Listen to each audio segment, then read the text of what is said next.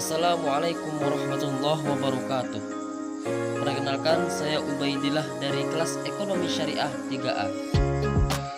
Pada kesempatan kali ini, saya akan melaksanakan tugas pembelajaran tentang filsafat ilmu dengan materi ontologi ilmu.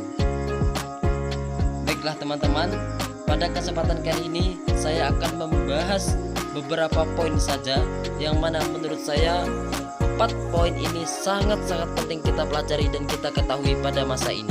Yang pertama yaitu pengertian ontologi secara global. Yang kedua, ontologi menurut para ahli.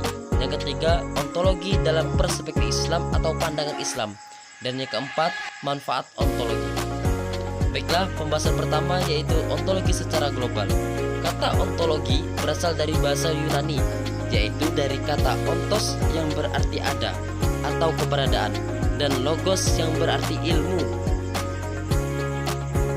Secara harfiah, ontologi dapat diartikan sebagai ilmu tentang keberadaan atau studi tentang apa yang ada. Pada dasarnya, ontologi pertama kali diperkenalkan oleh Rudolf Goclenius pada tahun 1636 Masehi. Pembahasan yang kedua yaitu ontologi menurut para ahli. Terdapat beberapa pengertian ontologi menurut para tokoh-tokoh filsafat.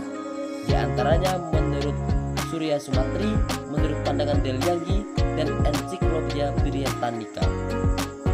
Yang pertama yaitu ontologi menurut Surya Sumatri.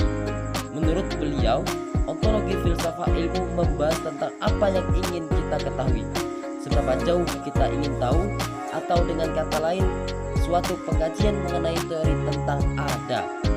Telaah ontologis akan menjawab pertanyaan-pertanyaan sebagai berikut, yaitu apakah objek ilmu yang akan kita telaah? Yang kedua, bagaimana wujud yang hakiki dari objek tersebut? Dan yang terakhir, bagaimana hubungan antara objek tadi dengan daya tangkap manusia seperti berpikir, merasa, dan mengindra yang membuahkan pengetahuan. Yang kedua yaitu Delianggi.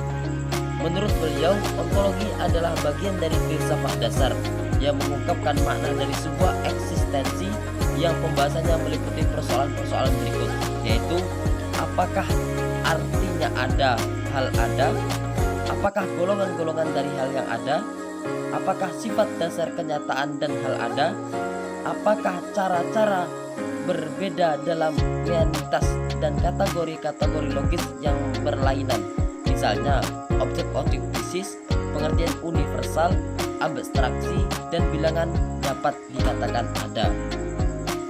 Yang terakhir yaitu menurut Ensiklopedia Britannica.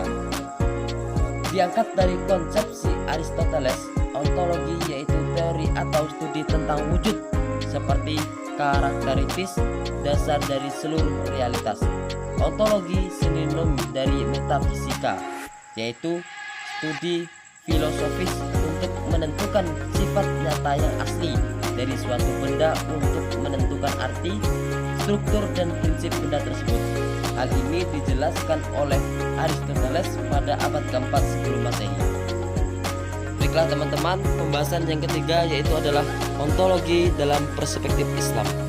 Tentu, ontologi dalam perspektif Islam adalah kajian tentang hakikat keberadaan atau wujud berdasarkan pandangan Islam yang berlandaskan pada ajaran Al-Quran dan hadis.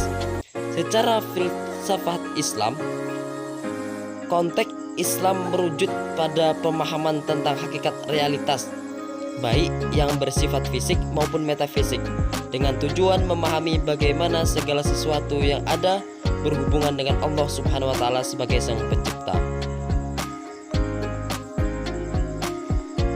Di dalam ontologi secara perspektif Islam terdapat poin-poin penting. Yang pertama yaitu adalah konsep tauhid atau keesaan Allah.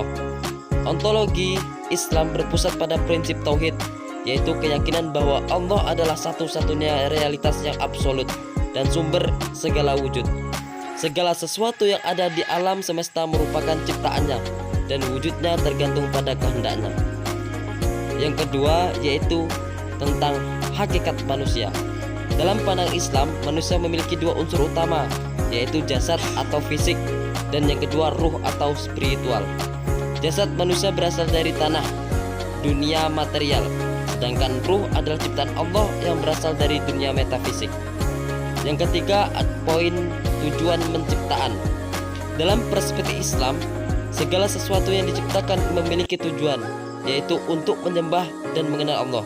Sebagaimana disebutkan dalam Al-Quran, dan aku tidak menciptakan jin dan manusia melainkan supaya mereka menyembah kepadaku. Segala wujud di alam ini, baik yang hidup maupun mati, berfungsi sebagai tanda-tanda yang mengarahkan manusia untuk mengenal dan merenungkan kebesaran Allah. Dan yang ketiga adalah manfaat ontologi. Yang pertama adalah untuk mengatur informasi. Dengan adanya ontologi, membuat informasi lebih terstruktur dan mudah dipahami. Yang kedua, untuk memudahkan kerja sama sistem. Dengan adanya ontologi, membantu berbagai sistem untuk berbagi informasi dengan lancar. Yang ketiga, mempermudah pencarian. Dengan adanya ontologi, membuat pencarian informasi jadi lebih tepat dan cepat. Dan yang keempat, membantu analisis. Ontologi memudahkan melihat pola dan membuat keputusan dari data. Baiklah teman-teman, mungkin hanya ini materi yang dapat saya sampaikan. Kurang dan lebihnya saya mohon maaf. Saya akhiri. Wassalamualaikum warahmatullahi wabarakatuh.